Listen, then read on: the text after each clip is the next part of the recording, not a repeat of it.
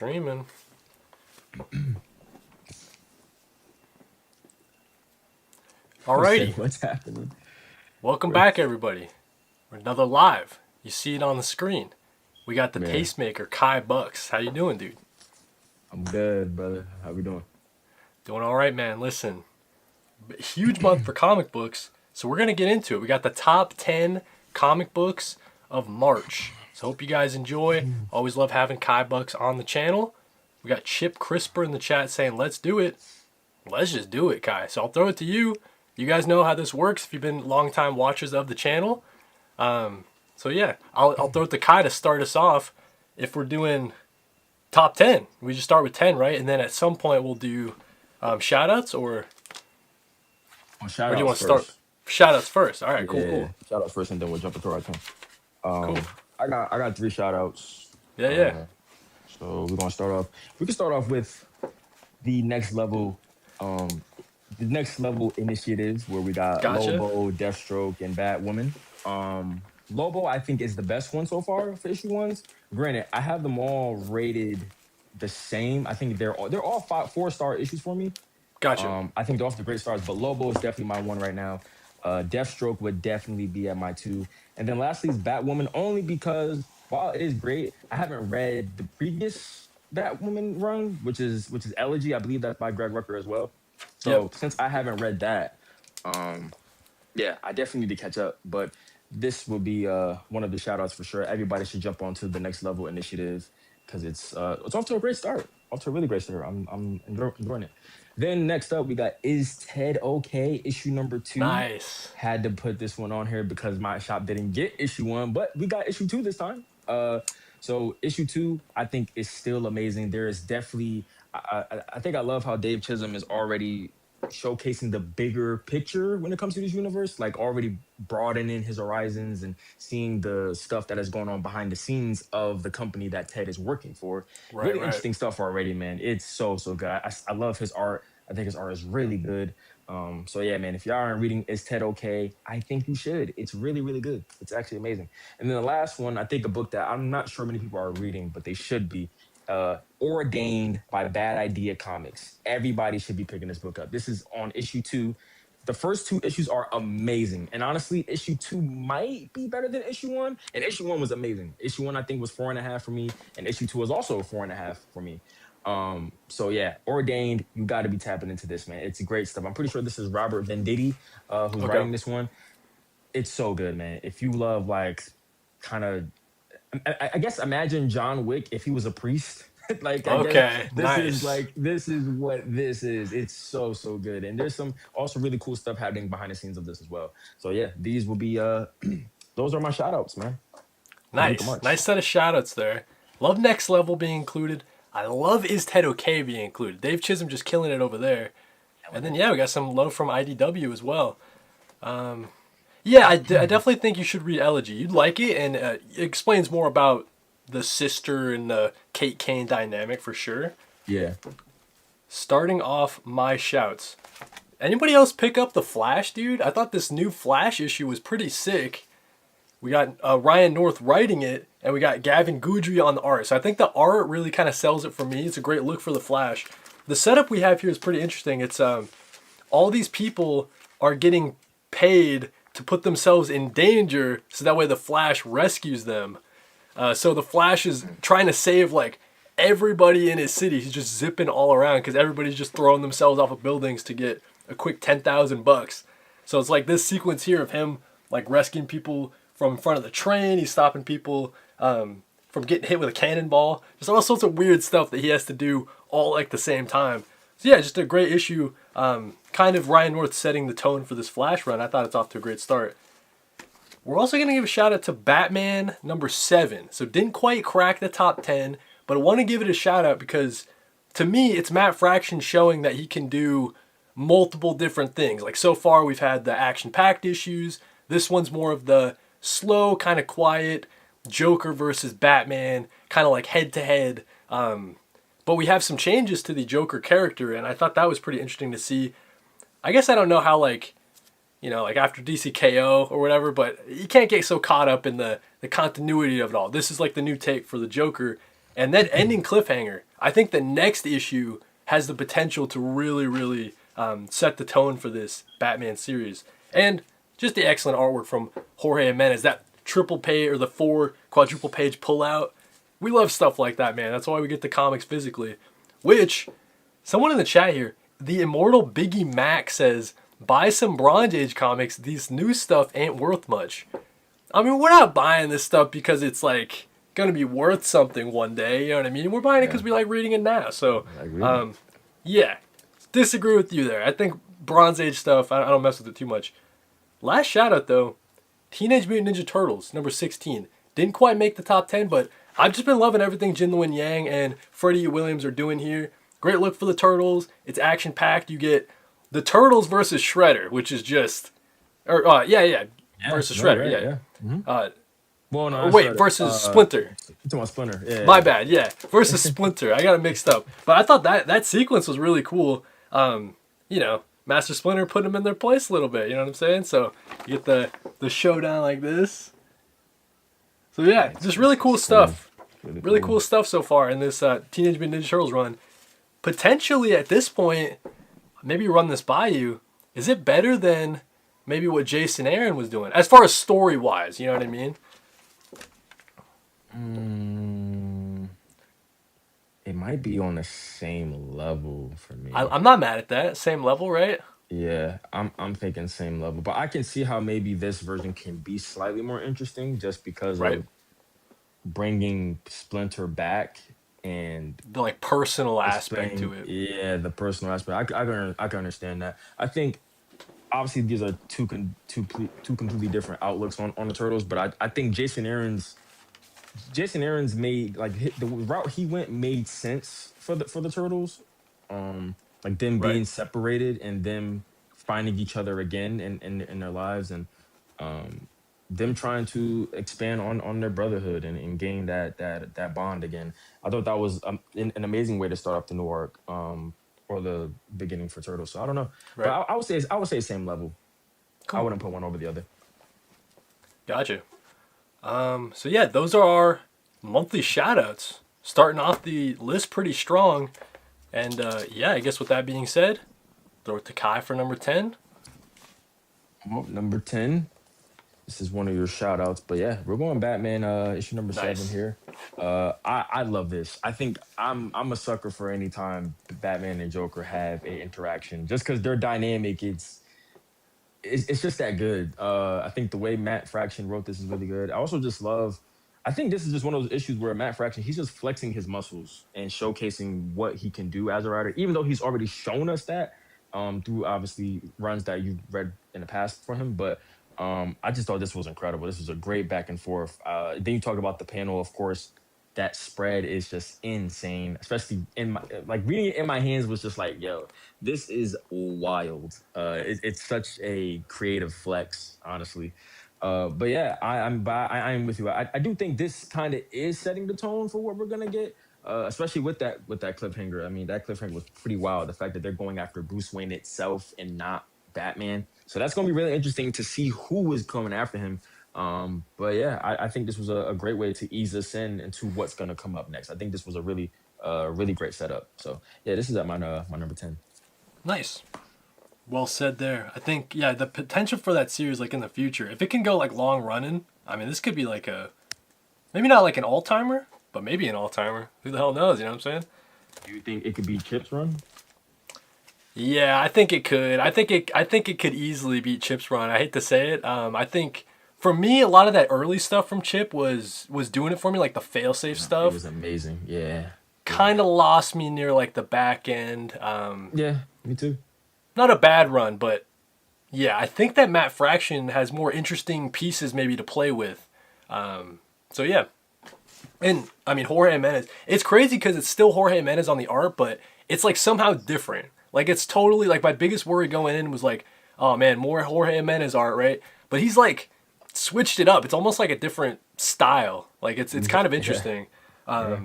So yeah, let's see. Number 10 for me. Oh, also shout out to Chip Crisper for the donation, man. You didn't have to do that over on the YouTube. Really appreciate it. W donation. Yeah, dude. Thanks for hanging out. He says that it's pretty safe to say that Joker was the first villain we've seen in the release timeline that was imbued with alpha energy after DCKO, right? That has to explain at least some of his changes. Maybe. Maybe. Yeah. That's not a bad Maybe. read. Yeah, that's not a bad theory at all. I mean, everything is so up in the air about the after effects of DCKO, so it's Yeah. like it's we're left. It's vague. It's very That's left in the dark. Vents, right? I mean, they just do that all the time, and it's like, what, Yeah. like, where are we now in like the DC overall story? So yeah, that could be it. I don't know how else you explain him in the two. Yeah. Anyways, number 10 for me, dude. How much fun is Superboy Prime? Do people hate him or are we loving him? Because right now I'm loving him, dude. I love Superboy Prime, so yeah. Yeah, Superboy Prime taking over the Superman title in number 36. Start of the reign of the Superboys. Since Superman is gone, that's another thing that's a little bit kind of up in the air. Like, where is Superman? I'm not sure. But we got Superboy Prime taking over. He's trying to be the main universe Superman. He's trying to do what would Superman do kind of things and try to save the day and trying to be as like Superman as he can. But at the same time, try to have try to get a job. So he's getting a job at the comic book store. So, and of course you get all the fourth wall breaking shenanigans that you expect from a Superboy Prime appearance. And yeah, man, I'm just having a lot of fun. And you can tell that Josh Williamson is having fun. You got Dan Mora on the art. Great look for Superman and all the Superman family members. This is just a fun title, man. You can just tell everybody attached to it's having fun. And a great place to start, too. If you guys have not been reading Superman, this is a great place to start. Yeah, so Superman 36, continuing this awesome Joshua Williamson run. I know that when we talked about it in our other video we did, talking about like favorite DC ongoings, and we both had great things to say about Superman titles. So yeah, Superman number 36, starting off my list. It's a great pick, man. It's a great pick. I'll definitely talk about that one later. Nice. But coming in at number 9, a book that I feel like it's been a while since I've had this in my top 10 of the month. But at number 9, we're going with Geiger here. We're going with Geiger issue number 22. Mr. Gary Frank and Jeff Johns had to be on this list for me. I love Geiger. Geiger is just incredible. For That's a cool this cover too. issue, yeah, it's a really cool cover. For this issue, we are following where it happens directly after issue 21, where they pull up on like these kids and they got all these guns and start protecting themselves. But these were the kids that Ash Arden was protecting, and also the kids that Ash Arden trained for them to protect for themselves as well, just in case like she's not there or whatever the case may be. But at first it was a little hostile, but they get to Geiger and the Northerner that's with him. They get to know the kids more. They get to laugh and go around the campfire. Very wholesome stuff. It was like Geiger becoming a dad again, showing the dad side of him. Because once he saw like there were books, he started reading the kids books at night. Like it's just such a wholesome issue. It's so good. It's amazing. I think this was a nice like breather. If anything that I'm loving about this arc so far is how it's taking its time, because last arc was very fast paced, very action, especially when we got introduced to Ash Arden. Like it was nonstop from then. That's So true. for them to give us a breather like this and to showcase the dad side of Geiger that we haven't seen in the Geiger series, I feel like that much. I thought that was amazing. So seeing him do that for the kids, I think is great. And yeah, it's amazing, man. Truly amazing stuff. That this last page here, where like he got transported. I think he's in the past because the kid's like dad, and he's like, huh? Like, wait, what's going on here? So yeah, this is really really interesting, man. I'm glad Geiger is back on the list because yeah, it's amazing, man. It's my second favorite Ghost Machine title. And yeah, it's still cooking. Still cooking. Jeff Johns and Gary Frank. Nice, dude. So that one for me brought it back up. It was more what I really liked about maybe stuff that I was like missing in the past couple issues. Looking at it, like you said, where it's a kind of a breather sort of arc, that makes me appreciate it a little more. Because at first I was like, yeah, it is a little slow, but this issue did, every time you can do something that surprises me from Tariq Geiger. So like him, that moment that you brought up of him reading to the kids, that's like more of maybe what I was missing in the last two. Like just something surprising for Geiger or some emotions or something like that. Because I personally don't have an attachment to this Northerner character. I don't know too much about him. I got to Right. catch up on like Redcoat. But yeah, I think great to see Geiger end up on one of our lists again because for the longest time, I mean, Geiger was nonstop on our list, pretty sure. So Was, yeah, yeah. dude, really cool seeing Geiger back on the list. We got people saying they want a Superboy Prime solo series. That would be cool. Maybe after Superman comes back, they can do Hope something so. with Superboy Prime. I love Prime, so Yeah, I dude. hope they do. Galactic Fanatic says Geiger is awesome, so we got some love for Geiger in the chat. Love you, love for Jacob Geiger.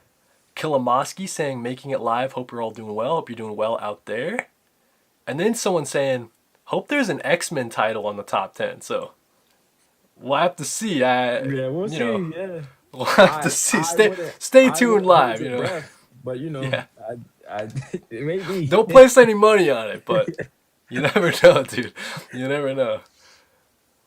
And yeah, cool. So number 9 for me, Kai brought it up when he was giving his shout outs. We're talking about Is Ted Okay? The sleeper hit of the year. Actually, the way this sounds, it's selling pretty well. Like it's sold out at like the distributor level. So if you guys are interested in the series at all, you got to go to your local comic book store and try to pick it up. Because I don't think Absolutely. issue 2 has got a second printing yet. But everything Kai says, I definitely just say the same things. I echo his sentiments because like this series is off the rails, bro. Like from the jump, it's like as soon as he isn't dead from the fire or whatever, and that only makes sense if you read issue 1. It's like what kind of world are we in, man? And getting a more in-depth look at the company and kind of the mysterious nature of them. Yeah, It's getting a lot of comparisons to Severance, and I think that's a pretty like just comparison. Like if you it like is. Severance, you'll find a lot to like in this series. Just some like wacky stuff, man. And Dave Chisholm's art, it sings in this, dude. It's like my favorite thing that I've seen him do, and I'm a huge Dave Chisholm fan. I think I have all of his stuff so far. So yeah, this is just Dave Chisholm just continues to kill it. It's a unique story. He's writing, he's drawing, he's coloring. It's just like a masterpiece. I'm sure. Like once it's all said and done, like this is gonna be a series that I'll be recommending for a long time. So if you're into wacky, trippy, post-capitalist sort of future, you'll find a lot of stuff to love in this one. So yeah, just to give people a little taste of the art, maybe a more quieter portion of the issue. But I just love his like like his people, like the way he does faces and expressions and stuff like that. As you see, like this huge as Ted is exploring more of Yeah, the company and just crazy it's crazy. Yeah. sci-fi stuff. So yeah, you got to check out Is Ted Okay? Don't be sleeping on it. Make sure you guys read some more indie comics. I think so far we've talked about. No, we've had a good mix of stuff. We got Geiger and a lot of stuff from Mhm. DC. But yeah, man, Is Ted Okay? You got to read some stuff from Mad Cave. It's pretty good stuff. Amazing stuff. I agree with that. That's a great number 9. Shout out Dave Chisholm, man. He's doing his thing Oh on yeah. that book. Then at number 8, a book that's surprisingly low for me. I'm usually always really high on this book. It's usually in my top 5, top 3. But at number 8 for me, I'm gonna go with an absolute Martian Manhunter here. I still think it's amazing. I still think this is an amazing issue. I think I'm just a bit more on the lower end of this issue. I would say, and it's crazy. I don't want to say like because it's not the worst issue of Absolute Martian Man. Or like it's the weakest, but like it's not worse, like as in bad. Mm. But like I said, it is amazing. I just not sure. Like I mean, granted, we could talk about this all day. Like the art is just it's just beautiful. Yes, the art is beautiful. Even from a narrative perspective, there was still a lot of things that I really loved about this issue. Just wasn't necessarily 5 star for me as I give like the other issues. But it was still pretty close. I give it 4.5 in general. But it was amazing. This was honestly pretty balls to the wall action. Like it was crazy action packed actually, as they were chasing down John Jones. And then like yeah, you get these crazy panels, man. It's just unworldly. I don't know how bro does it, but he just does. But Javier Rodriguez and Dennis Camp definitely did their thing. Also, this was a cool moment here as like maybe John is getting to use Martian powers now. Like I'm honestly maybe I'm just confusing myself. I don't know, but it seemed like he used the powers in that moment as if I don't know, like as if he's starting to come as one maybe with the Martian. Maybe I don't know. Definitely up in the air for that, but it's still really dope. I think it's still amazing. This last panel was also really really wholesome, and I love that panel with them too as well. So yeah, still amazing. I'm just not as high as I was on like other issues, but still amazing. And is it a book you should be still reading? Yeah, you should not be putting this book down for sure. But yeah, that's my number 8. I love that. I love that. I will save my thoughts. But yeah, I mean, listen, you gotta be reading the series, and it's gonna be closing out too. So like issue 11, issue 12, We got two and then more the issues. series will be gone, right? Yeah, So, geez, yeah, Louise. yeah. We do got two more Um, issues. We do got two more issues. So yeah. Chip Crisper says, I like Absolute Martian Manhunter, but man, the writing of this title is like 5D chess in my brain. It's a bit much. Yeah, it's a little. You gotta like. I mean, like I said, I mean, there's a lot of different ways to interpret like each page almost, right? And it almost Yeah. warrants like a reread after you finish reading it. So if you're not into kind of headier series like that, well, one, I mean, you probably wouldn't like Dennis Camp as a writer. I mean, he does that. He's constantly doing this. So if that's not your Yeah. your True. jam, but yeah, this issue in particular, there's a lot going on there. There's a lot going on. A lot Yeah. of metaphors and symbolism and all sorts of stuff. Okay, yeah, He's yeah. yeah. Dennis Camp is a very nuanced writer. Very very nuanced.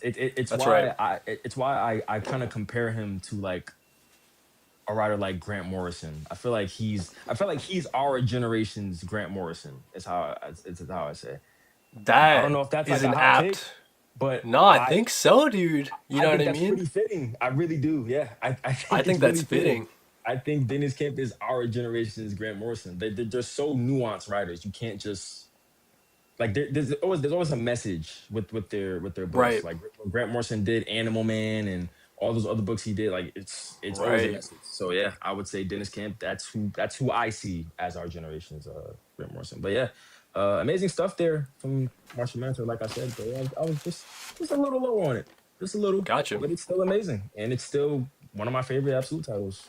So Also, Paul Dev, I did want to acknowledge this real quick. Finally, almost made it to the month where Something is Killing the Children comes back, so they're looking forward to maybe seeing it on Kai's April top 10 list. So, listen, if you know me, I'm probably one of the biggest something's killing the children you people gotta be out the there. biggest. So you know what I'm saying? It's Like like you and Sammy the Monster. It's like, it's you two. So, yeah, exactly. You know what I'm saying? So making that top 10 in April, it probably will, probably, but we will see.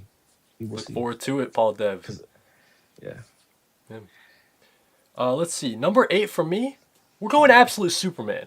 I thought this was an excellent, mm, excellent issue. The closeout, the fight with, I mean, you get this confrontation with him and Hawkman, but then the yeah, fight with Absolute Parasite, just taking over the city.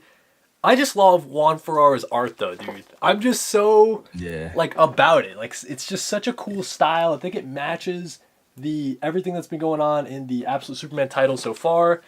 yeah. Just so goopy and gross looking, dude. Like all the absolute parasite parts. But then, I mean, poor Jimmy. As I'm talking about the like, Yeah. Jimmy's Poor like, Jimmy. "Yo, kill me, bro."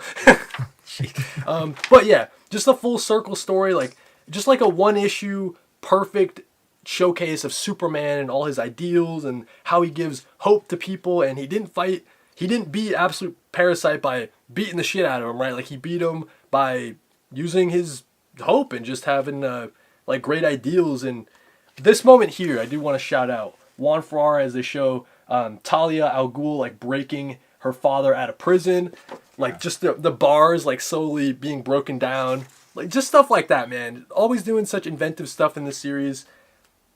The artwork's amazing. I really love the direction that Jason Aaron has us going. And then that bit at the end with Lex Luthor and Brainiac. I mean, is this like the origin of like a, Ooh. you know what I mean? Like poor Lex Luthor. He's just having a cookout, and then his like whole life changes, dude. He's just sitting in like his whole yard is just full of body parts and stuff. So yeah, man. Like whatever's going on in this Absolute Superman title, I'm so here for it. I think in the next issue maybe we lose Juan Ferrara, but We do. welcome back anytime Juan Ferrara. It's such a sick Yeah. style. And yeah, that's why it's my number 8. I think it's my like it's just so consistent as an absolute title. Like every issue I know I'm probably going to like it. So, yeah. Yeah. Yeah, yeah. You're much lower on it than I thought, though. You're much lower on it than I thought. But we'll talk about Absolute Superman later. We'll talk about it later. Number 7 for me is Absolute Batman, issue number 18, the Poison Ivy arc. Me and Cody, I think me and you chatted about this a little bit before. Last time we talked actually, but yeah, Absolute Batman issue number 18. I love this mini Poison Ivy arc. I thought the guest artist Eric Kinnett, I think his name is, the art is really really strong here. Poison Ivy as a character, she's definitely the most interesting villain in Absolute Batman so far. Everything about it, it's just so incredible because she was in the right. She was actually trying to do some good, and it just sucks to see her turn out to be the way she is now, being this horrifying monstrous figure. um but she was just like any regular civilian trying to do good, but the government or uh the powers behind it just ended up corrupting her. Yep. But yeah, it's so sad, man. And then of course you got the other subplot with Bruce's mom being a part of Court of Owls, them having her at gunpoint, and then you hear shots go off, and then he like deleted the voicemail that he sent that she sent. Oh, you might That was regret that one. You know what I'm saying? yeah, yeah. I don't think she's dead though. I'm gonna be honest. I don't think she's dead. I didn't see a body. Until I see a body, then we'll confirm it. You're I did right. not see a body, You're so right. I don't think she's dead. But like I said, from an art perspective, man, Eric Kinnett was doing his thing. This is really, Dude, really that's a good cool stuff, look bro. for Absolute Batman, dude. It is. It's a really, really cool look. So I think it's great. Also, Bruce might be possibly heading down a darker path. Right. Also, that's something that happened in this issue, man. I don't know. It seems like Bruce might be heading down a path that, it's gonna be a very dark one. Maybe he'll resort to Lonely. killing. Maybe he Right. won't. Yeah, like it's gonna be something. It's gonna be something. But I'm looking really forward to it. And yeah, Absolute Batman recently has been really bumping up, man. I'm not gonna lie. I Yeah. think even though there are still subplots they need to handle, but Right. I will say this Poison Ivy arc has been winning me over, especially with how maybe it's because of how much they took in so much care of Poison Ivy's character. It's like this character feels very well thought out than like Right. the others. The only ones I can think of is like definitely her and Bane. I think are the two most well thought out characters for Absolute Batman so far. But yeah, like I said, she's just the most interesting. She really is. Probably the most Yeah. complex, I would say, out of them too. But yeah, man, Absolute Batman, if it keeps it up, might be in my top 3 again for absolutes. Maybe. I mean, we'll I'm not see. mad at that at all, dude. You're right. The It momentum is there for it. Like, it's there for it when was the now. last Yeah. like disappointing issue? Like, I don't Yeah. know, Mr. Freeze or something like that. Like something Mr. like that, Freeze. right? Yeah. You know what I'm saying? So granted, I still think it's gonna be a tough deal, especially because where Superman is at right now. Because me and you are big Yeah. fans of Superman. Right. Right. Superman, this arc right now, from issues 15 for now, it's like, bro. And then I heard from a source of mine that issue 18 that comes out this week is also really amazing. So I'm like, Okay. who knows, man? This absolute race is going crazy. So Rich Eaton's so good. Like, if you guys are reading, if you're so in depth with the Absolute Universe, it's some of the best stuff coming out. It really is. yeah, So DC yeah, fucked with this idea. Yeah, yeah, yeah. yeah. Hey, we got love for it in the chat. We got tennis90 ZZ saying Absolute Batman continues to steal the show from me. I can't get over the world building right now. You got the Court of Owls. You got the new Robin That art is coming up. fair. Yeah, it's fair. I Yeah. look forward to it more than any other comic right now. Not mad at that. That's why, like, Kai and I, we did our other video where we talked about like the best ongoing DC series, and yeah, it's just you cannot deny the hype for Absolute Batman every single time it comes out. You can't. You got Paul Dev saying "Rip Martha," perhaps. So y'all have to wait on that. I don't think so.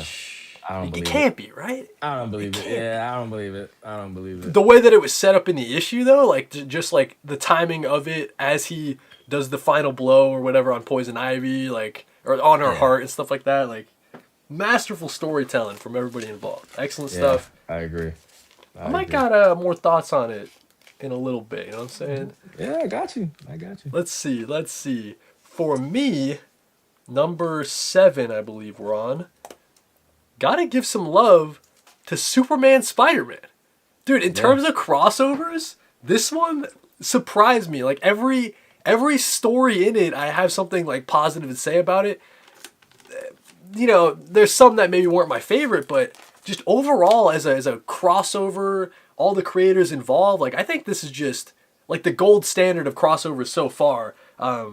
You know, the Batman Deadpool stuff, like maybe missed me with it. Maybe they're trying to like experiment and they're still trying to work it out. But this Right. is how I hope they handle the crossovers going forward, because I think this was just nearly perfect. You know what I mean? Like, there's always going to be a story that maybe doesn't hit as hard for you, but Yeah.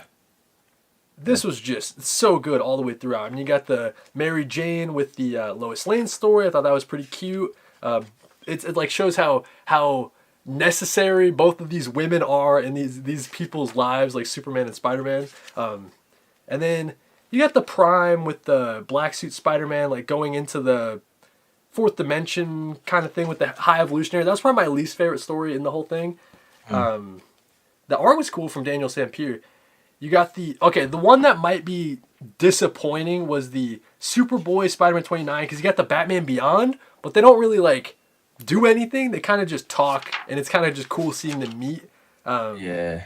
Yeah. But then it literally ends like right where you'd want to see like some fighting or whatever.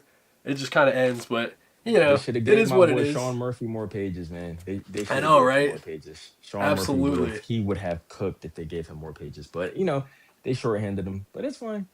It's fine. The you got the Carnage and the Jimmy Olsen story, which is just so Yeah. wacky. Rest Yeah. in peace, Jimmy, I guess. Yeah. And then, dude, one that actually made me cry was the Jonathan Kent Ben Parker story. That one had me in Mm. tears. I knew I would from Jeff Lemire when I heard Jeff Lemire was writing that one.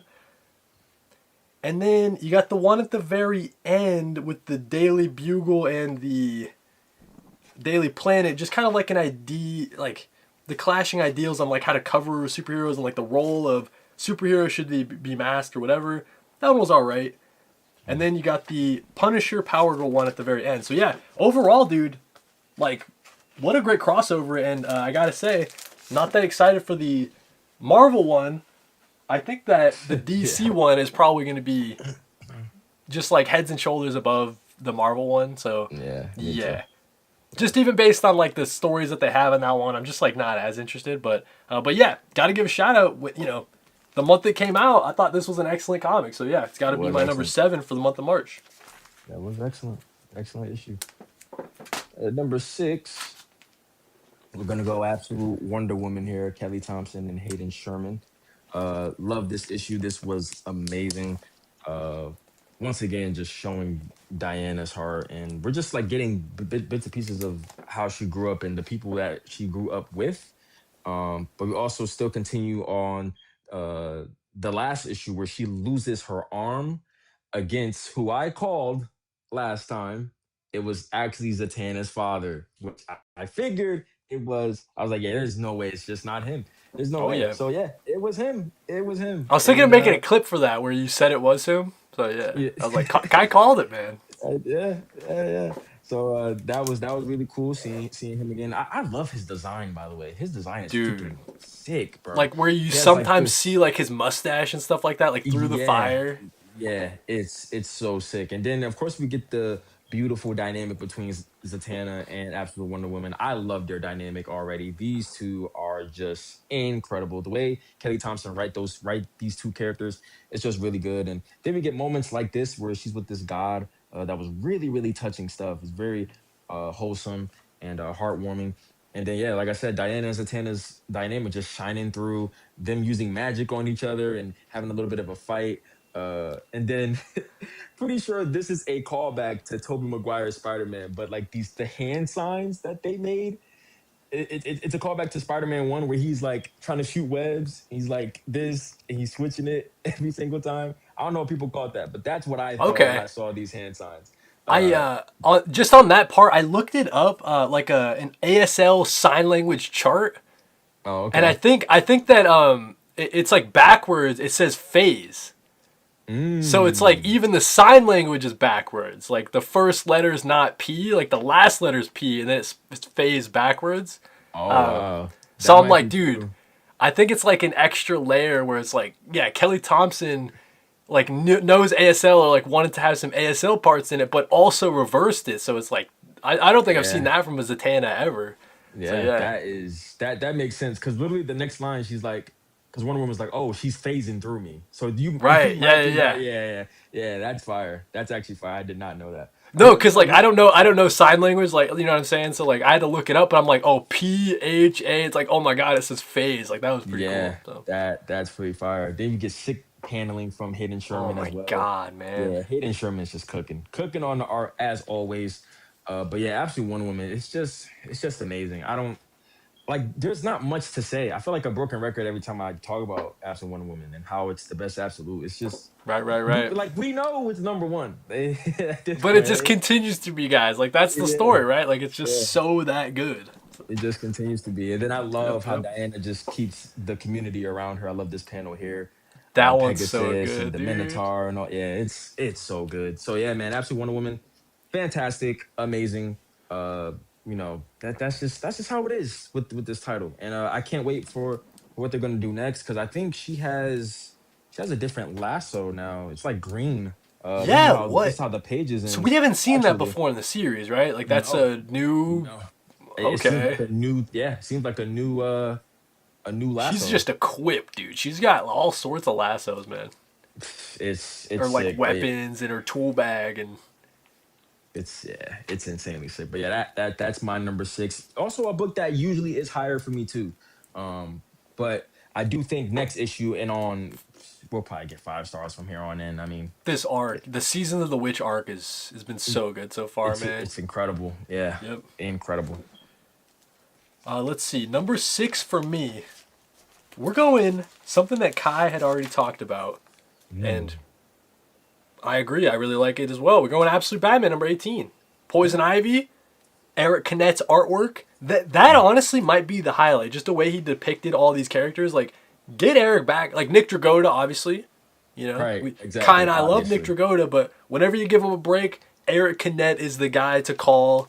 He just killed it on this, and yeah, I he mean, did. just the all the emotional aspects to this Poison Ivy. I agree with you. I think that's what makes her just so interesting as a villain. It's something that like the Mr. Freeze, like he was cool, the character design's cool, but we didn't get to like maybe get to know him as well as we did Pamela Isley in these short 2 issues, right? Yeah, So yeah, really impressive. Just this 2 issue storytelling from Scott Snyder and the rest of the team. And like you were saying, to me, it reads like Bruce is going down. It's like, hey, what's actually stopping you from accomplishing your goals as Batman?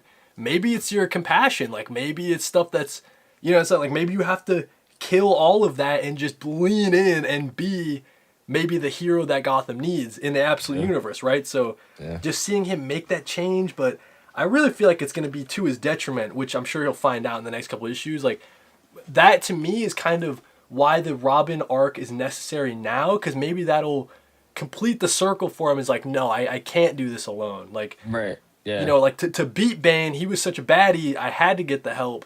I can handle everything else on my own. I'm gonna say that maybe the Robin kind of arc is gonna be no, Batman, you can't, dude. You need someone to help you balance out. I mean, to keep you from going off the deep end, to separate you from all the villains. So Yeah. that's kind of how I read it. But yeah, just I mean, like if Martha is like paralyzed or something, right? Like he's gonna have this regret of, you know what I mean? And it's like we were saying too. You haven't had as much moments with him and his mom as we would have wanted in the series. So if she did die, dude, I don't think she did. I'm like you, where there's no way, but that would be pretty unfortunate if we didn't get to have enough of those moments while we had Martha in the story. Yeah. I So think that would yeah, be underwhelming. Yeah. right. We got Jacob saying when Bruce erased the voicemail, I was shocked. Did they have a fight or something? Loved the series. To me, it's just him saying like, even like loving my mom is holding me back. Like I have to cut off this connection with my mom almost to Yeah. fully evolve it. And that's been the theme of the series so far, right? It's like evolution or change. So to me, it's kind of Batman making the final evolution, maybe to his detriment. They're saying Bruce is being a different character, and I'm here for a different kind of character in this absolute universe. Absolute Wonder Woman and Superman are coming so close to their primes. counterparts. So that's an interesting read too. Like maybe this is the real difference of him and Absolute Batman. Like maybe he leans like way harder and he has no compassion. I don't know. Yeah, maybe. You can't say Dragoda without goat. I actually love that. You can't Yeah, you Nick can't. You're Dragoda. Yeah. right. You're right. You can't. Yeah, dude. But I'll throw it to Kai, I believe, for number five. Yeah, we're in the top five now. Top five territory. At number five for me is a book I will never stop praising. Number five, we got The Sacrificers here by Rick Remender himself. We love The Sacrificers. It is still very much incredible. Last issue I thought was pretty amazing, but I do think that this issue was better. And I think the reason why I think that is because one, definitely a little bit more emotional, I would say, this issue for sure. Especially with what's going on with Saluna. Saluna is dying. She's on her deathbed. It's really sad to see this sickness overwhelm her. But another thing that I think is really interesting, and I think Rick Remender does here, is show that all the good that Pigeon and Saluna tried to do, and that everything that they hated about the gods, they became, which is also really interesting because, yeah, the gods were terrible. I mean, they were sacrificing children for their own personal gain and for their power and yada yada to keep the system going, whatever the case may be. And while Pigeon and Saluna tried to do some really good things, society was failing. There weren't enough food or water to go through for the civilization. So yeah, people are tired, and we get like this war that's going on, that's brewing within the city, and Pigeon is just wondering, how did this all go wrong? I tried to do so much good. How did it come to this? How did it come to atrocities like this? Wow. Where things are happening, and it's like yeah, everything that you took, all the gods that you took revenge on, you actually kind of became in a way. It's like the cycle pretty much repeats itself, and it's yeah, it's a never ending battle. And then the ending definitely broke me too, as he shed tears because he broke down realizing the horrors that he has taken. And yeah, it's an incredible issue, man. It's That's so good. compelling, dude. Yeah, Yeah, just that's some heavy themes from Remender, dude. it is really really heavy, and yeah, it's great, man. I can't wait to read the rest. There's only two issues left of this series. Okay, For gotcha. those who don't know, there's only two left because this is, as it says right here, this is part four of six for this Okay, arc. So two more issues, and then yeah, the series is like done. Like he will conclude it. I'm pretty sure the last issue, if I don't remember correctly, pretty sure the last issue is going to be 48 pages or 40, one or the wow. other. It's going to be Okay, pretty oversized. But yeah, man, I love the sacrifices and just the things that Rick Remender tackles in this book. It's just incredible. Honestly, man, maybe a top five Rick Remender book. Maybe wow, wow, wow. I feel like I might have to wait till it ends to say Okay, that. But even through and throughout, like the consistency on this book is crazy. I'm not sure if I rated anything lower than a four on this book. Maybe lower four and a half. gotcha. It's just spectacular. So if y'all can get the trades out there for people who are watching, if you can get the trade for Sacrificers, I'm volume what one in three. I'm one, two, and three are out. They should be. But yeah, catch up if you want to read some Peak by Rick Remender. He doesn't miss on indie titles. He What issue was just that, doesn't. Kai? That was issue number 19. 19. So for Yep. me, I read up to like issue 5 and I was loving everything that's going on. But because Rick Remender has those giant oversized hardcovers, that's Yeah. like how I like collecting Rick Remender stuff. So for Got you. me, I was like, yo, I'm kind of waiting until it is all out, but I think that that's going to be a he's probably going to put it in one. So that thing's going to be Probably. massive. Yeah. And it just sounds like some awesome content. He gets real deep with it. I being only on issue like 5 or whatever, I didn't get to maybe see a lot of those Yeah. like for the rest of the story. You know what I mean? Like I only got kind of an introduction to it, but yeah, man, I gotta pick it up. Maybe I catch it in trades, and then when the hardcover comes out, I upgrade to that. I have to make some Yeah. decisions, dude. But Yeah. yeah, man, you guys know how much we love Rick Remender here on the channel. Yeah, so when Kai says it's the top 10 Rick Remender series, that's saying a ton, dude. Because Rick Remender has a It's lot of great series under his a belt. lot. Yeah, he does. He definitely does. And I'm reading one of them currently. What you read now?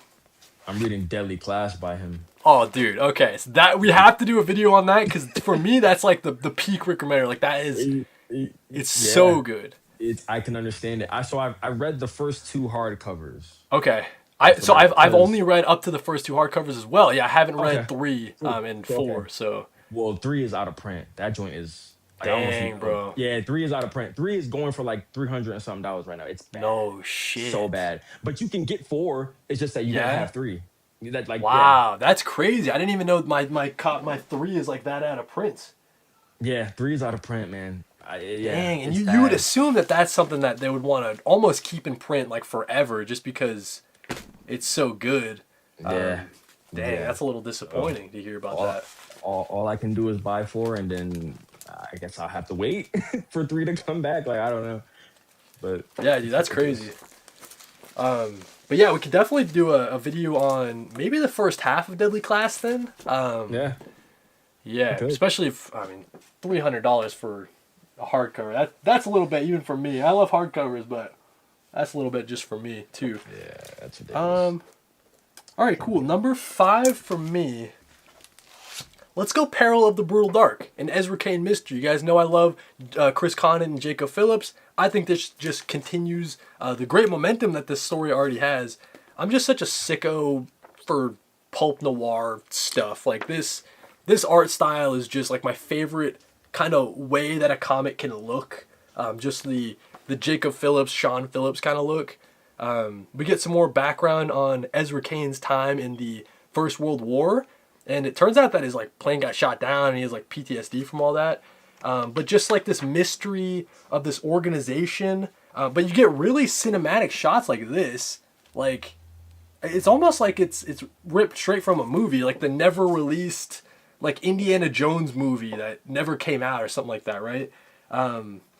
But yeah, I'm just loving everything that's going on here. The kind of setup for the story is the anvil of Hephaestus has been stolen by the Nazis, and with it they could create like all sorts of crazy weapons. So Ezra Kane's got to go down and try to stop the Nazis from ending the world with this anvil. So if you're into like Greek mythology, it's got that as well. It's got some great back matter stuff, like little letters from the world if you want to learn a bit more about it. And yeah, man, this series is just doing everything for me. I don't know if it's necessarily everybody's cup of tea, but for the noir, crime and noir fans, I mean, this is like a must-read series. Chris Conn and Jacob Phillips, DC Vertigo, and I think it's well, maybe not, my favorite DC Vertigo, as we'll find out maybe later in the list, but it's excellent stuff, man. So yeah, Peril of the Brutal Dark, it's for me. I don't know if it's for anybody else, but it seems it's like if Yeah, they're making a comic book specifically for me. That's how it feels. yeah, So yeah, yeah, yeah. That's definitely a Cody yeah, dude, coded book for absolutely. sure. It definitely is, and I agree. I think that issue was amazing too. I gave that one a 4.5 as well. I think it's better than the first. Um, and maybe it's because the mystery aspect. I think the mystery aspect they're doing it so well in the second issue. So really incredible stuff there. Yeah, I did love that issue. I loved it more than issue one for sure. So at number four, we're gonna talk about the Ultimates by Dennis Camp. Issue number 22. This is a Captain America, Bucky Barnes, I guess homage, I guess you would say, between the two and their dynamic and seeing how these two literally were born on the same day and grew up together and we can see a lot of that throughout this issue and it's a tough one. It is a brutal one. I mean, we see literally these two, be together from thick and No thin. words either, um which yeah, no is really words, impressive. Yeah. just visual storytelling that I think was incredible. And then yeah, Captain America going after his best friend, Bucky Barnes, like his brother, if anything. And it's very heartbreaking to see those two battle each other. And it's crazy because you get to see both sides so clearly. And I think honestly, when you read the book, it's like, wait, who do I root for? Because it's like Captain America definitely has a point of Bucky becoming obviously the things that he was saying, because at first Right. Bucky obviously was saying things that he didn't even believe. But eventually that consumes you and you start to believe the things you say. You start to Right. believe you have this mentality.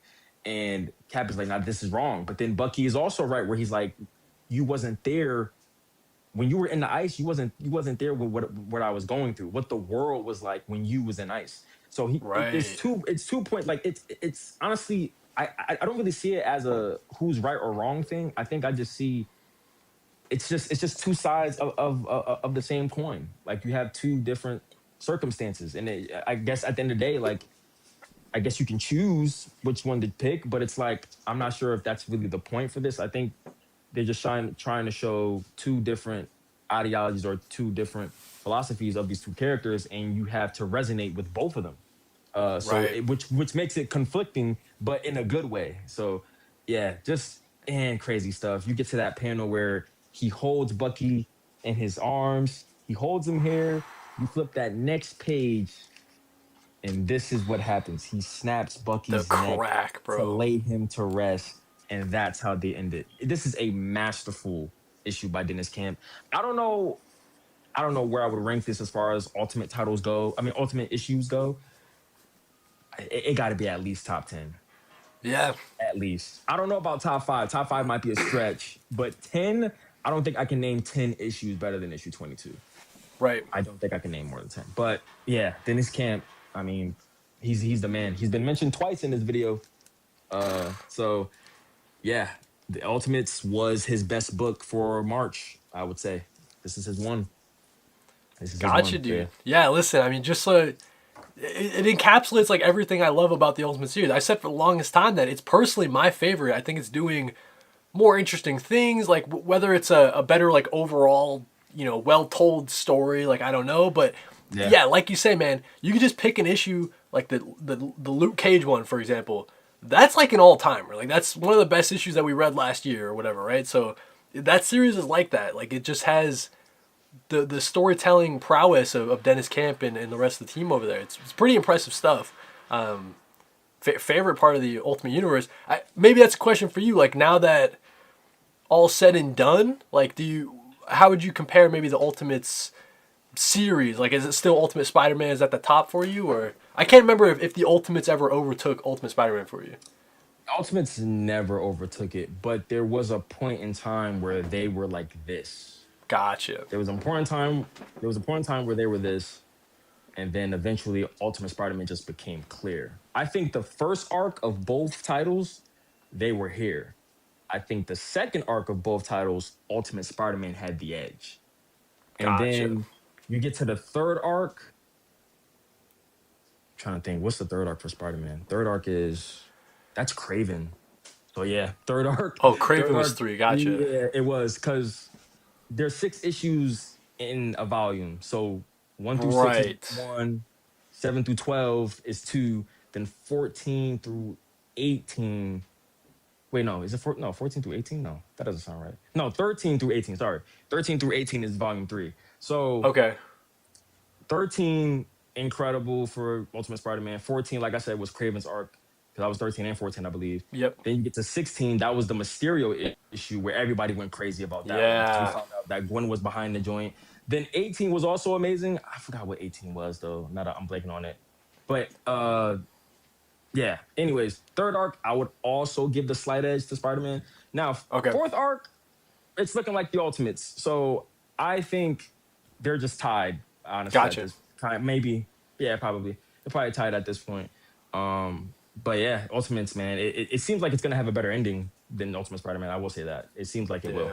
The fact that we're this late and it's hitting this hard, Yeah. still pretty Like there's still crazy. more in the tank for that series, right? Like yeah. Yeah, Yep. exactly. We got 2 more issues, bro. There's no telling what we're gonna get in these last two because both covers for both the last 2 issues look insane. I'm like, wait, what is going on here? Like Oh, nice. this is Okay, crazy. cool. Yeah. So it's gonna be a banger.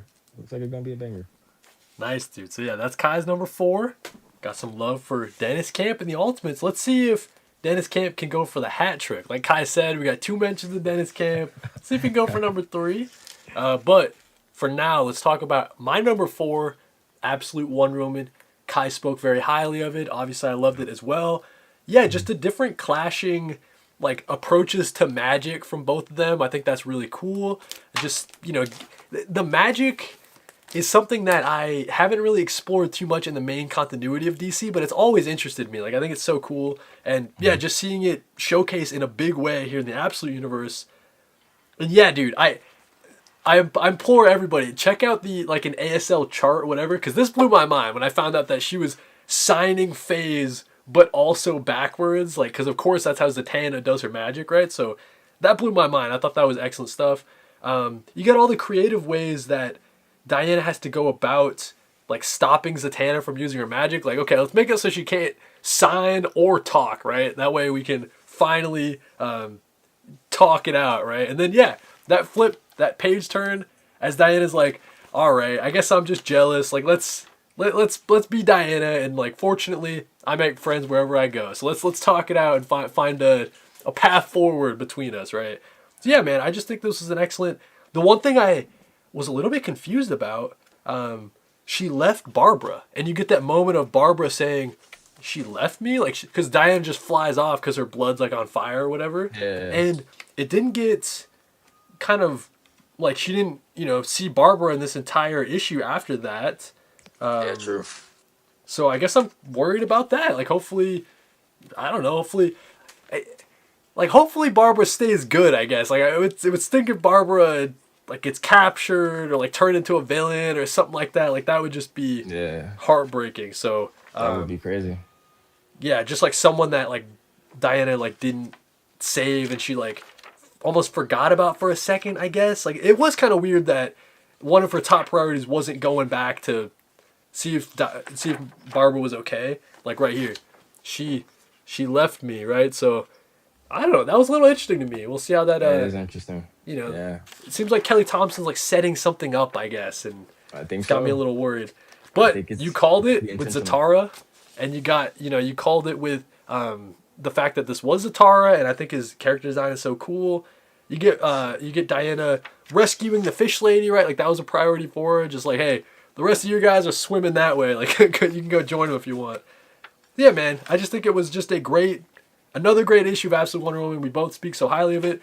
I don't think since we've been doing this, Kai, it must be almost coming up to a year now that we've been doing this. I don't think Absolute Wonder Woman has ever missed at least one of our lists. You know what I mean? Yeah, So I exactly. want to say it's been on all of our lists, but definitely at least one of ours every single month. So yeah, Yeah. man, Kelly Thompson and Hayden Sherman, Jordy Belair, they just keep killing it. So yeah, that's my number four. Phenomenal things going on there. Number three, Cody already talked about this one. We got the Superman and Spider-Man crossover. Nice. I love this crossover. I mean, Okay, granted, nice. let's be honest though. I think we all knew I was going to love this. I mean, it's Spider-Man for one, and then it's Superman. It's It's two the of the goats, greatest. right? It's so It's two of the greatest heroes ever. Like when I think of the representation of a hero, these two come to mind. One is for hope, and one is for responsibility. And it's incredible. The main story, though, man, that main story, Mark Wade, Jorge Menez, that story is incredible. What they do everything with you could Doc want, Ock and right? Brainiac, yeah, and then we get to see Peter Parker and Clark Kent like do their jobs, like the reporter and photographer. It's so good. And Jorge Jimenez was the perfect person to do the art. I mean, the way he draws Spidey is sick. This Man. moment here where him and Peter are changing, and then Superman rips it, and then Spidey whips. It's oh That man, page turn right after that too. Oh my god. One page turns of the oh year, my man. So god. sick. Yeah, it's so sick. The main story is yeah, Mark Waid and Jorge, Jesus, they absolutely cooked on that. Honestly, just incredible stuff here. We get to see like also get to see Spider Man like wrap Superman in web like while he's in the fire and stuff like Right, that. like It's using their the powers teamwork. together, The whatever. Like, teamwork is so good. But yep. my favorite moment of this has to be when Spider Man's in the rubble and Superman is telling him to push, and he lifts the rubble from his shoulders. Bro, oh my gosh, it's so good. It is amazing. And then of course you gotta get this panel. Like, come on. Yeah, Oh it's my incredible. god. The main story is everything you could want from a Spider-Man and Superman collab. It's just incredible. We also had Tom King's story in here, which I'm very mixed on. I think he had a really, really good concept. I'm just not sure if MJ and Lois felt as distinct as I would That's like. that's totally fair. That's That's fair, right? totally fair. Okay, okay. I was Yeah, making sure yeah. that I wasn't like tripping on that. I was like, I don't know. I felt like they had the same dialogue. I guess I don't No, know. you're They right. just Like it's almost yeah, no. Yeah, you're right. Maybe that's just like how yeah, Tom King writes women sometimes. Like I don't yeah, know. yeah. But like, I think concept wise, yeah, it was great. And I think I loved Gambit coming here. That was pretty cool. Gambit coming Right? here was pretty sick. Yeah, Jim that Lee was pretty loves sick drawing too. Gambit, I guess, right? So Yeah, shout out to Jim Lee. But yeah, I mean, we get the Superboy Prime and Black Suit Spider Man. That was cool too. We get to see some cool fourth wall breaking as well. But yeah, man, this Sean Murphy, I love how if I am a big Sean Murphy defender, I love him as a writer and I love his art. His art is just so incredible to me. Sean Murphy is just incredible. I just wish they gave him definitely more issues on that because I think he was gonna do something incredible with that story, but his just time was short lived. But yeah, man, amazing crossover. One that I was like, of course I'm gonna love this, man. These two are just the goats and how can you not love it? But yeah, they did their thing on that one, man. It's incredible. Definitely there was some lackluster stories, but for the most part, this was really really good. This was excellent, really excellent. yeah, dude, love that issue. Man, I'm just like I don't know if they're gonna. They gotta keep the. I feel like the next crossover is not gonna be as good. I feel like this is the peak of the crossovers, right? So I Right. feel like, Yeah, dang. Um, I understand. Trust me, I but understand. we I enjoy it while completely. we got it, right? Did you buy any alternate covers too, or just the A cover? I did buy the Gabriel Del Auto. There was two more covers I wanted to get, but unfortunately my shop didn't have it. Gotcha. Well, they probably did have it. Somebody probably bought it before I got there because I work on Wednesday, so whenever I get off work, it's like whatever's there is there. But Gotcha. yeah, but yeah. So I did get the Gabriel Del Auto, so I was happy for that one. But I wanted the other two that I wanted was the Daniel St. Pierre and what was the other one? It was a Yeah, Daniel that was a St. good one. Pierre, and I think was it the wraparound Jorge Jimenez one? Maybe it was that one. It Okay. could have been that one, but I'm not sure. And the Gabriel Delgado or Delgado one, was that the Black Sea one? Yep. Yep. That's a I cool got that one. one. That's a That one, sick yeah. one. It's Yeah. really sick. The Really aura sick. now, like them just standing on the corner of the building. Yeah, that's Yeah, pretty it's sick. so sick. I love Delato's art. Speaking of variants, Samuel Lambert 6024 says, I was so excited for this crossover, even got the 80s style facsimile. Let us know who did that Mm. one, because that sounds pretty. Was that also maybe Jorge? I forget. Yeah, That's I cool don't though. know. Yeah, yeah. There's a lot of variants. I mean, A lot of variants. Yeah, so many. love the variants, right? Derek Seaborn saying, what's up? And also saying that Peril of the Brutal Dark is fire. I agree with that. Let's talk about my number three. Kai talked about it earlier. The Mm. Ultimates 22. Yeah, Man, yeah. what a gut It's punch one of of an those ones. issue. It's one of those Oh my ones. god, just seeing the flashbacks of, because it's obvious that Steve is thinking about all of these moments like as he's going through, like things are reminding him of moments in his past, like oh, back when Bucky used to choke me as he's choking someone out, like just the echoes of it all, into the future. And yeah, just doing all the flashbacks with no dialogue too, like that's really impressive. Just showing us like these quick little glimpses, but you get the full context. I mean, these were the boys like leading up to the war. It's Absolutely. just so tragic how it all turns out, and you're right, like the conflicting ideals. And Bucky's like, yeah, man, you weren't here, bro. So like, you don't know how bad it got. I tried running for Congress like every single year. Just like, what do you do when the elections are rigged? Like, how do you Yeah, actually fight this stuff if you can't fight this stuff? And he yeah. eventually just ends up kind of joining them, maybe trying to fight it from the inside at first, but then, like you say, he gets kind of caught up in it, and you kind of lose yourself. And just the way it all ended up with that crack, the page, the page turned into the crack, and you just see Steve just crying there, and it just says "Me Too," right? So yeah, dude, me too, Buck, me too, and it's just he's so sorry, but he has to take out this evil, right? Like that's Yeah. like Yeah. there's no reforming this guy. I just thought it was such a crazy, compelling message. Just another example of Dennis Camp. I mean, you can interpret all the aspects of this 100 different ways, and yeah, man, I just think it's like you said, it's a another great issue of the Ultimates, top 10. I'd say easily, maybe top like 7. Like it'd be hard to think about ones that are better than that one. Um, so yeah, Ultimates 22. I just thought it was a great one issue story almost, you know? Like, yeah, if you didn't have any other context of if you missed the other Red Skull issue, like obviously that adds to this one. But if you missed that one and you just pick up issue 22, I think that's just like a perfect like one shot story almost. Yeah, So yeah. honestly, it can fit as a standalone. Honestly, Yeah. it can. That's very true. Number 2 on my list. Cody already talked about this earlier. This was his number 8, I believe. But yeah, we're going Absolute Superman. I think Absolute Ooh. Superman was the best absolute issue of the month. I really do. I think this was incredible. The fight between him and Parasite was incredible. Of course, Hawkman joining him as well. But I think what I really loved about this issue is the core characteristic of Superman or the core trait of him, how he makes the impossible feel possible. Right. Hawkman is in his ear telling him, kid, you're not going to be able to fight this thing alone. You're not going to be able to save all these people. Superman's like, okay, you watch and see, pretty much. Dude. And he gets What in. great way to put He it. Yeah, yeah. he gets in within the heart of paradise or parasite. Sorry, he gets in the heart of parasite, and it's like he's communicating with people within parasite as well, especially with Hawkman. He was kind of talking with Hawkman in there, or like Hawkman's past self, who he was talking to, the archaeologist of Hawkman. And then yeah, you get like this big epic panel here where he just like everything is, he just decimates it.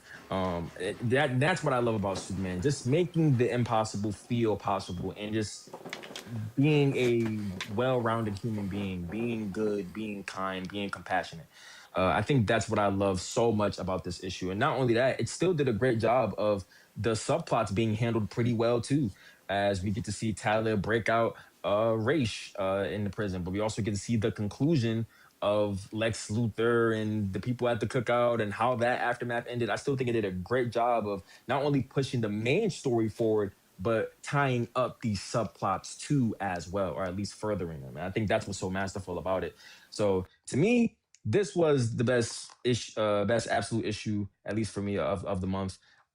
Just incredible, man. Simply incredible. There is one little nitpick I will say about this issue, though. Mm. I do think Ra's al Ghul is let out too soon. I will say that. I think it's Yeah. too soon that he's let out. I think they should have waited till maybe the last issue of this arc, then do Right. that, and maybe that can set up intrigue for what's to come next.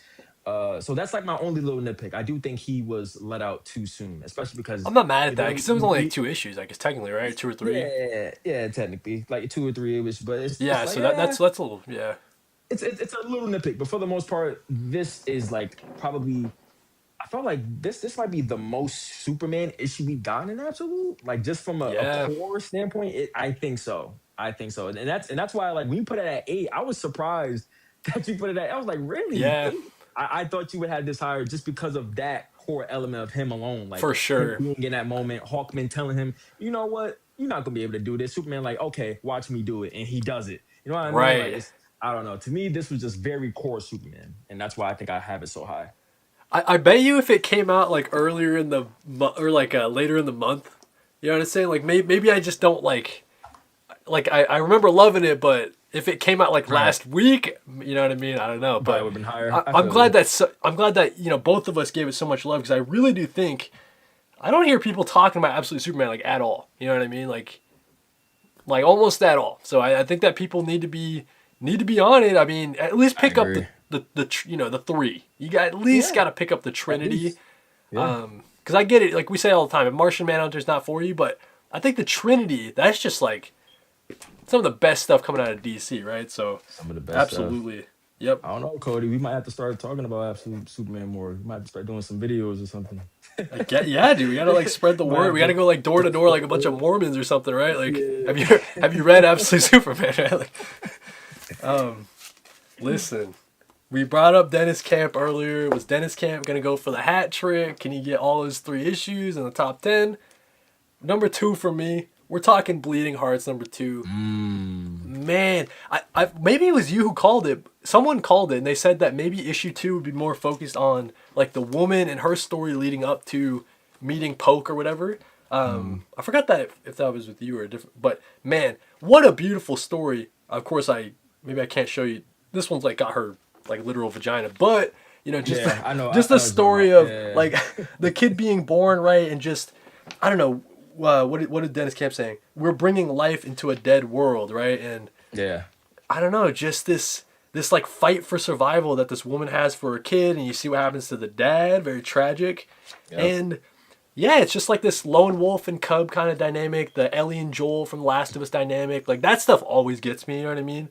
So I didn't, to be honest with you, I didn't expect that going into the series because I'm not someone who like looks forward at solicits because I feel like that's potential to spoil issues that haven't come spoiler. out yet. I So got you. I didn't know in the in the solicits that it'd be focused on the humans as well. So yeah, that was a big surprise for me. I thought it was handled very well, potentially better than issue 1, which is saying a lot because I was very high on I issue think 1 if you so. guys remember. Yeah, Um, I yeah, think it's right. better than issue one.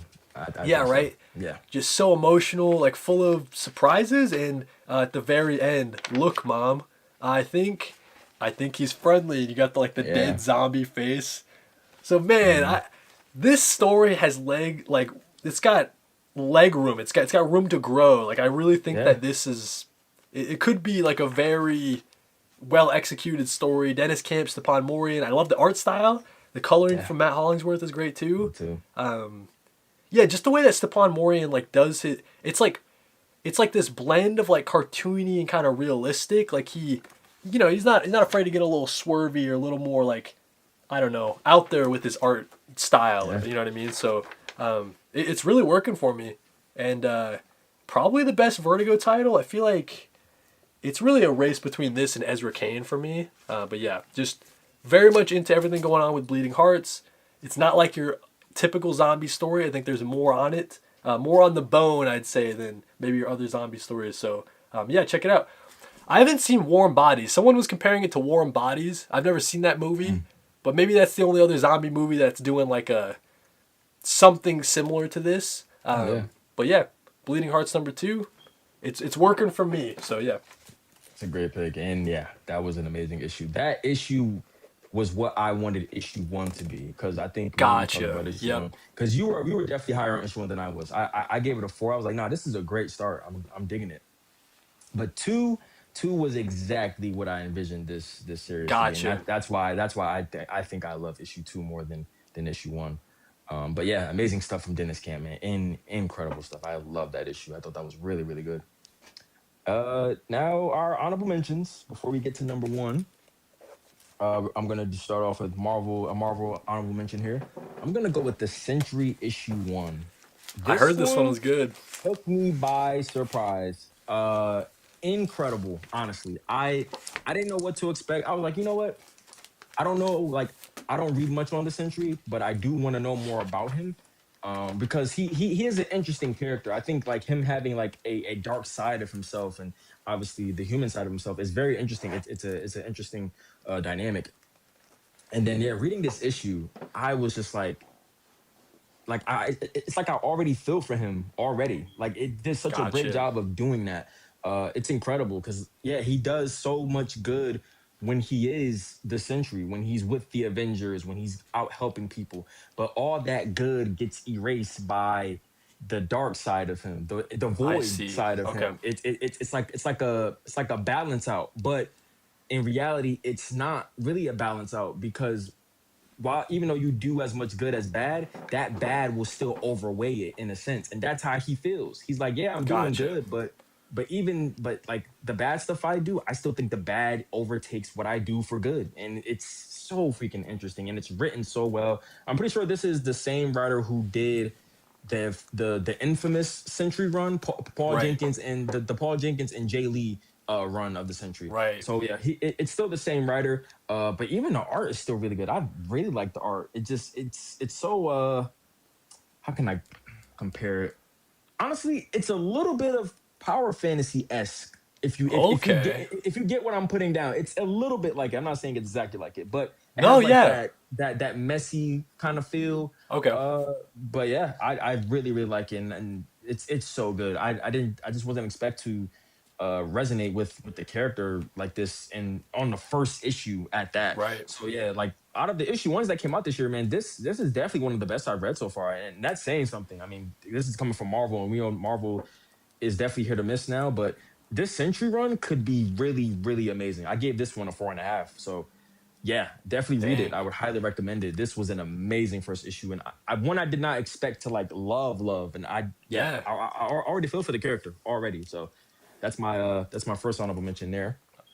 My second honorable mention, which honestly it should have been Bleeding Hearts, but I picked DCKO issue number 5 just because of the Listen. finale of the event. Um, Granted, I had a lot of fun with this event. I had a lot of fun with this finale. I mean, definitely could have been a more solid finale, but I think you can't neglect the epic moments of this finale, especially with Right. Superman coming back and defeating Darkseid. It's kind of hard to like be critical on it because you're like what you're seeing is very epic, and it's like, Yeah. oh my gosh, like Superman is this is like the most powerful version we've seen of him, and he's doing all these insanely amazing things with these powers. Like it's just hard not to like Like certain, vision. you know what I Yeah. mean? Yeah. Like things like this, it's 100%. just like, come on, like this is fun. This is a lot of fun. This is incredible. We're getting to see Darkseid and Superman just battle this thing out. Like it's just great. It is great, man. It's really really good stuff. The fight was epic. Javier Fernandez, I believe, that was on art. Incredible. We had panels like this. Like, you know, what I Yeah. mean? It's pretty epic, man. It's pretty awesome stuff. It's pretty awesome stuff to see. So, yeah, I'm gonna give my my other honorable mention to DCKO just for them for ending just such a fun event. Honestly, it's probably the most fun I've had in an event for DC in a minute. Honestly, so I'm yeah, not mad at that. It was probably like 14 for me, like just outside of the honorable mentions or whatever. honorable But yeah, I'm glad mentions. it made somebody's list or mentions in the video. So yeah, Absolutely. And then last one, we're gonna go with High Street issue number there you 11. go. Nice. You guys know how much I love High Street. Honestly, I really wanted this to crack my top 10, but I knew it was going to be hard because obviously the last week of judging comics is it's always Yeah, hard with the last week. The last week always comes out with some type of heat and you're like forced to make decisions and all this stuff. But yes, High Street issue number 11 was amazing. I think it's honestly, if we made a top 15, this would definitely be in my top 15 for sure. Probably like in that 12, 13 range. But this was incredible, man. We get to see the origin of our boy Prinky. oh, Prinky there you is go. Yep. Prinky is the little kid. We get to see an origin of not only how he was born, but also the stuff that happened to like his mother. This is a tragic backstory, and I was just so happy that we got more of him because he's been like a big mystery for the High Yeah. Street. And to know more about like how he ended up the way he did, it makes sense, man. What they did to his mother, wild, just insane stuff. But yeah, art is incredible. This issue was mainly black and red, which was I thought a great artistic choice That's through and sick, throughout. actually. It's really really sick. So yeah, don't sleep on High Street. I've been telling people this is the third best Ghost Machine title. This is a top 3 Ghost Machine title. It is that amazing, Oh, my bad. truly. I thought this was your number one. So what would be Oh no, number one is Rook still probably. Well, got Rook? Gotcha. Rook's been on breaks, man. At this point, A lot it of might just be breaks. Geiger at this point because Rook is Yeah. kind of pissing me off. I'm not gonna lie. Rook is Yeah, kind of they're pissing only me on off. issue like 8 in total or something like that, right? So it's like, Yeah. dude. Rook is kind of pissing me off, but Rook is at 2 for now. Actually, let's change that. Rook at 2 for now, just because it's pissing me off a bit with the delays and shit. But Geiger's probably one. Yeah, this is my number 3 though. Definitely High Street. High Street's my favorite title, but I don't think it's the best Ghost Machine title. So that's how I'll put it. And then we also get like a glimpse of uh Dr. Ego's daughter, which was also really interesting. Like you get this panel here with him and his daughter. His daughter name is Judy, Okay. and she reaches out to him, and now we have to find out what's going on there. So that's a subplot for us to figure out to see how they're gonna connect that. But yeah, man, this was amazing. This was also, I believe, 4.5 out of 5 for me. High Street is just incredible, man. It's a series I think people should talk about more, especially when it comes to Ghost Machine. Yeah, I don't really hear people So talking about that one.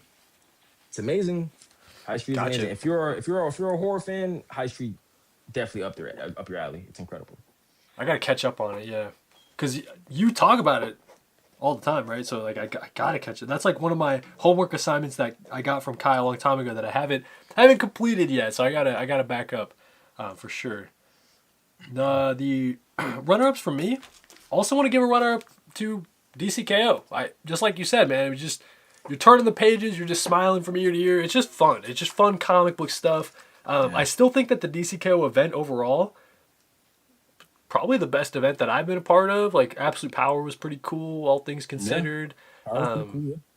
You know what I mean? So I think Dark Crisis, Beast World, like Night Terrors, like this is way better than all that stuff. I think, right? I agree. Yeah. Yeah, I dude, agree. just well put together event from Scott Snyder and the rest of the gang.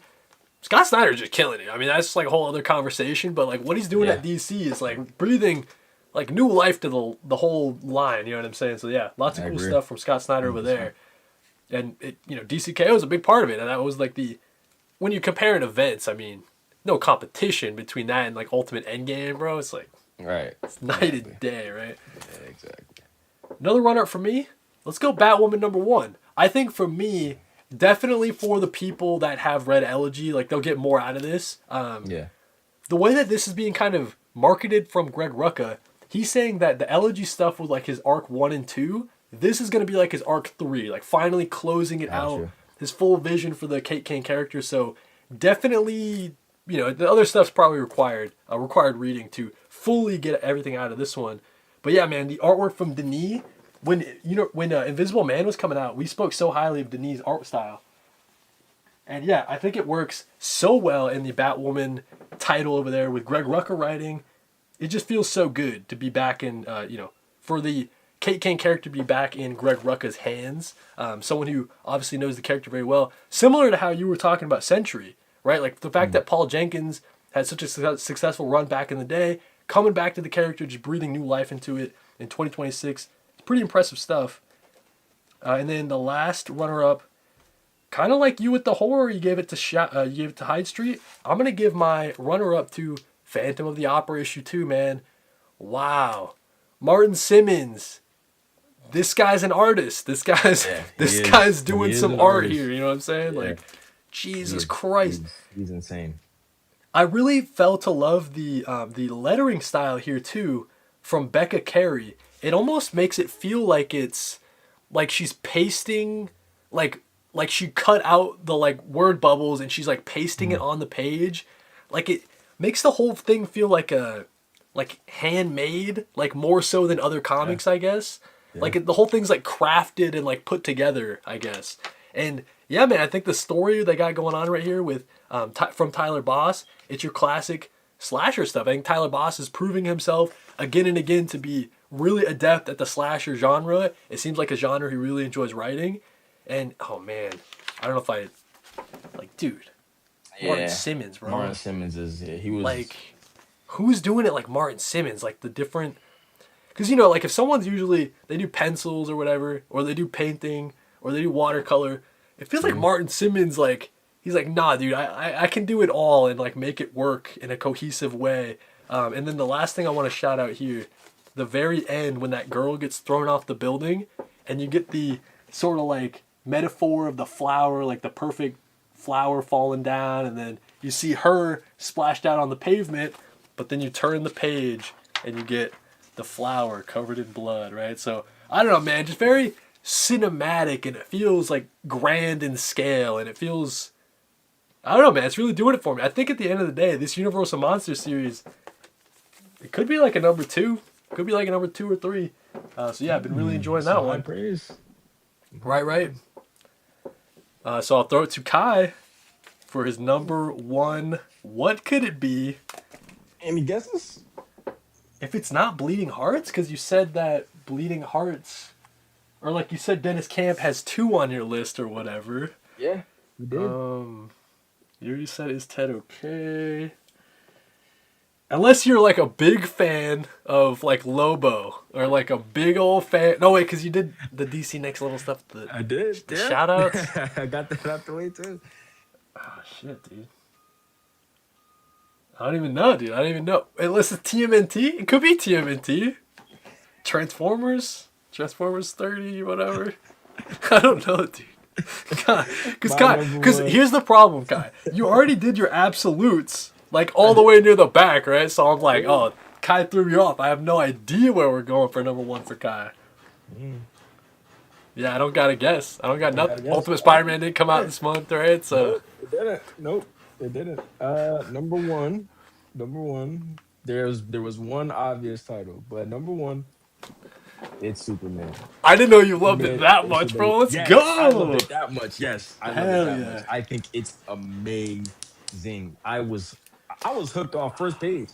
The Yeah. whole like him asking the audience like, "Oh yeah, you ready to come with me?" Like yeah, Set the like tone, bro. right? That's just like, I love Superboy Prime. It's his personality for me that yeah, it's the best thing about him. His personality, like it's hard not to like a character like Superboy Prime because he right. has such a great personality. And then obviously art by Dan Mora, yeah, Dude, it's a sight to behold. there's something Honestly, else it's when he just so does the wild. Superman characters. Like it's a different level of Dan Moore Yeah, artwork. yeah, it's a different level. And then I love the moments that we get with Superboy Prime and Lois, and how Superboy Prime is learning to be a citizen of Metropolis. He has to get a job. He has to get his own apartment. He has to live like a human being. Then you also get stuff like this that I just think is so freaking cool. Like Dan Mora is just different. He is just so different. So yeah, what yeah. And then like of course we get this big epic fight with him and this robot, which I thought was also really cool. And I also loved how Superboy Prime is developing to have restraint in a fight because Superboy Prime used to be a killer. For we all know, if you read like Dark Knight's Metal and all that stuff, he used to be a killer, but he's not resorting to those ways. He's learning to have restraint. He's learning that killing isn't the way, and that's not what he's also learning what the S on his chest, like that symbol means. Also, I think he's also trying to represent Superman and keep that S on his chest proud. To let that be a beacon of hope and light for Metropolis and civilians. So it's incredible, man. I love that. I also love him that he has a comic book store job, which is really cool. Like it's so good, man. This issue was incredible. I think it's one of the best of the year. I do. I think it's issue of the year contender. I loved everything about this issue. Yes, it's a lot of fun, but it's also setting up some really interesting things for Superboy Prime to come later on in the future. Especially because at the end of this issue, we get to see Manchester Black. That Right. is interesting. Very interesting. I was not expecting that. As somebody who is a fan of the animated movie Superman versus the Elites, Manchester Black, yeah, you got me. You got me, Joshua Williamson. What's up with You his got me. face I though? am Does he normally so have like a burnt ass face or whatever? normally no. That's Okay. the part that I'm interested in. Cause yeah, Yeah, yeah. he looks zombified. So Right. it's like, is this like a raise from the dead situation? Was he dead before and maybe he rose? Like I don't Right. know. I don't know, but I'm interested to see where this goes. I was not expecting this to hit like this. I didn't know this was gonna be number one. I knew Superman was gonna be in my top 10, but Right. number one, nah, I didn't know. But apparently, I got to keep trusting Joshua Williamson and Dan Mora. Apparently I got to trust them more because it's incredible. I don't know. I think this is issue. Yeah, it's one of the best issues of the year for me, man. It really is. I'm I not was mad at blown that at away. all, man. I was I blown away love by that. it. So yeah, this is off to a amazing start. Uh, yeah, and I can't wait to see what they do with Superboy Prime's development as a character further on. Honestly, I think he's gonna be. I think Josh Williams gonna kill it. Development rise. Honestly, I really do. Yeah, I think that this like drive for him to like be good, to try to emulate Superman as much as he can, like that's something that we all should strive for, right? Like Yeah, how can you be Superman more in your everyday life? But he's really taking it to heart, and I feel like he is trying to have a change. Like he's trying to be a good guy, and I feel like it's from all his darkness in the past. Like it's really compelling. Like I think it's yeah, I don't know, man. Like I really feel for him, and I know that Superboy Prime as a character maybe gets a lot of hate, but hopefully this is mm, really turning like a new leaf for him. And Josh Williamson obviously saw potential in the character. He's like, nah, man, this guy's got more layers. Like let's bring him back into 2026 and let's have some fun with him. And yeah, I'm not mad at that at all, Kai. I'm so glad to see it as your top one. We'll have to yeah. see if they can keep it going, but I mean, Josh Williamson's been doing it for 36 issues. Like I think he's gonna keep it going, no problem, right? So, Right. Yeah. Yeah. dang, dude. It's my We number got one. some love for. They call it Superboy number one, Superboy Prime number one in the chat. So yeah, let's Yeah, go, let's yeah, go. yeah. It is. It is technically. They also say Prime's redemption arc could be one of the best redemption arcs in history, from being a major villain in two huge comic events over the past 5 decades, and now Yeah. he's the lead of the Superman title. Yeah, yeah. That's what I'm You know what I saying. mean? Like, it can turn to something really, really good for his character, and Yeah. I think Josh Williamson is gonna land the plane. I really do. And I think he's gonna especially do it. because, like you said, just the fact that, yeah, I mean, just the fact that, like, he was so evil then, right? Like, I feel like the fact that, like, and we got those bits in the last arc in DCKO in the event in the tie-ins as well. Like they've been building this for a while, so it feels justified. Like it feels well earned for Superboy Prime to have this kind of evolution for Yeah, his character. So absolutely. yeah, man, I've been loving it. With that being said, number one for me, Absolute maybe Martian Kai Manhunter. can guess this one, right? Yeah, absolute Martian Manhunter. I There you think go. so. There Yeah, you I go. figured. I So figured it was. for those that are keeping track or whatever, number three for me was the Ultimates. Number two for me was Bleeding Hearts, and number one for me, Absolute Martian Manhunter. Dennis Camp, the goat, the goat. He's so goated, dude. It's crazy. And I did that like on accident because I go through and I start at number 10 and I try to build it up that way. Yep. And I'm like, Yeah, me bro, too. all I have left are Dennis Camp titles. So it's like, how do I rank these three Rank them. almost, Yeah. right? Yeah. Yeah. And so I know that, so like you were saying, you maybe weren't so hot on this one.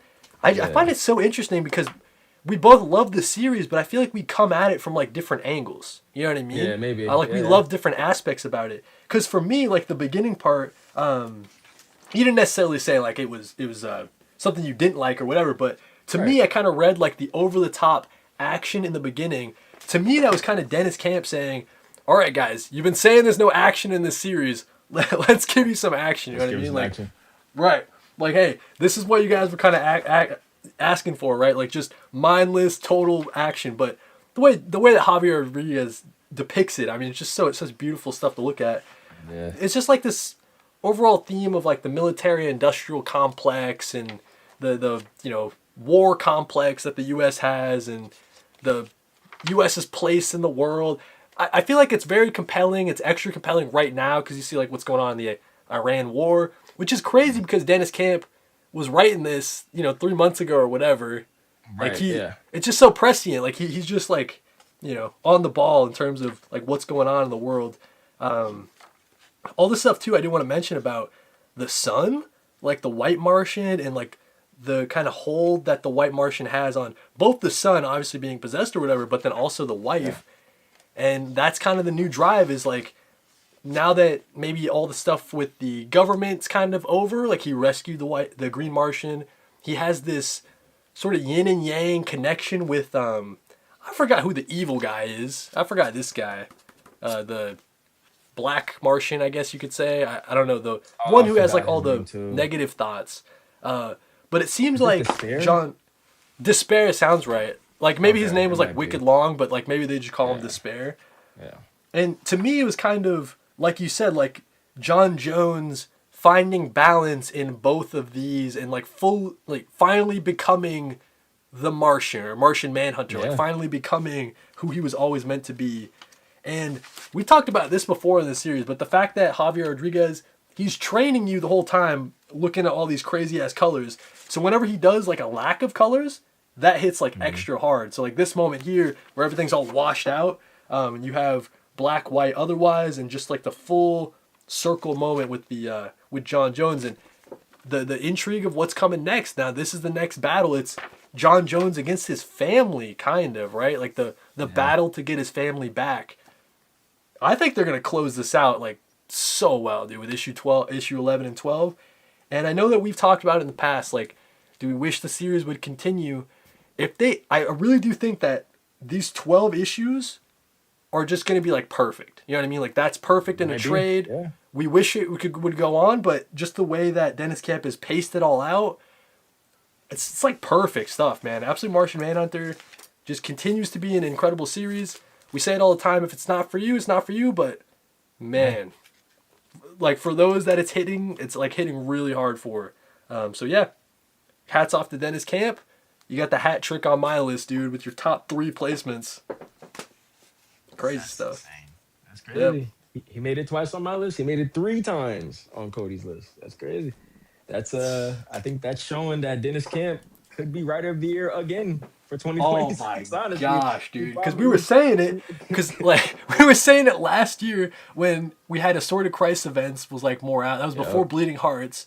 He's Yep. just like swapping, excellent series for excellent series. It's insane, dude. Despair Yeah. the Zero, Paul Dev says.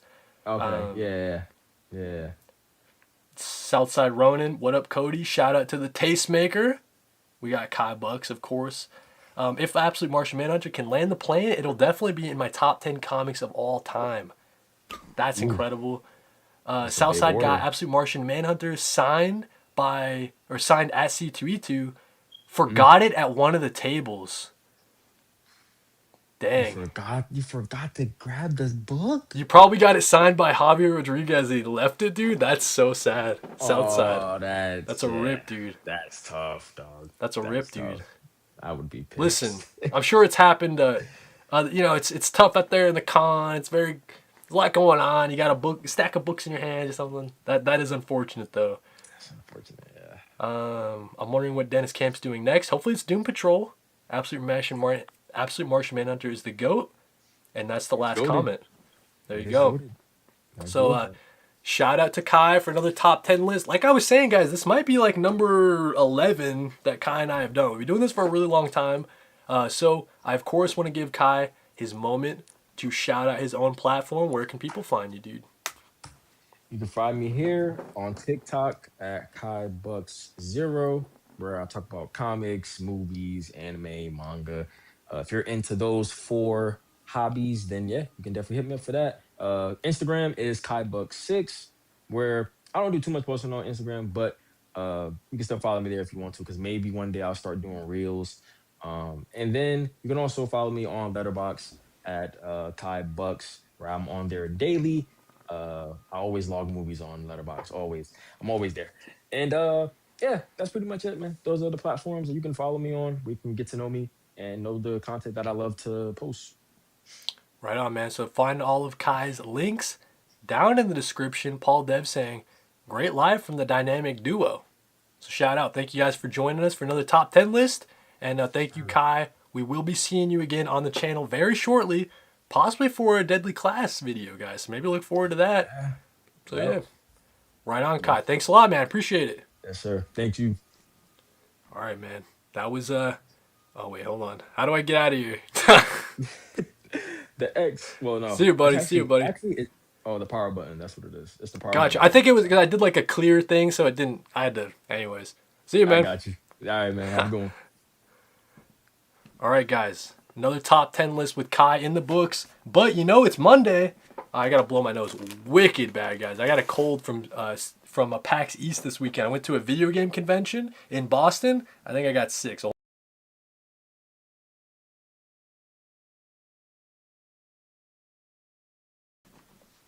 alrighty, but with that being said, guys, it's Monday, so we're still doing New Comic Book Weekly, but that'll be at 4 p.m., so in about an hour and 20 minutes here. And yeah, shout out to everybody for joining the live. This was very last minute. I was like, yo, Kai, I know it's last minute, but are you able to hop on either today or tomorrow to do a top 10 list? And he's like, yo, let's do it today. I'm off. And we got it done. So hopefully you guys enjoyed. Great live from the dynamic duo. Chip Crisper says, thanks for the live today, guys. Yeah, dude, no problem. We like having Kai on the channel. If you're still hanging out, why don't you hit the like button on your way? I want you to leave a comment. I really appreciate it. And if you really like it, you can hype it. I'll be putting this video on its own later on, so if you don't watch it live, maybe you'll catch it on the YouTube as its own video.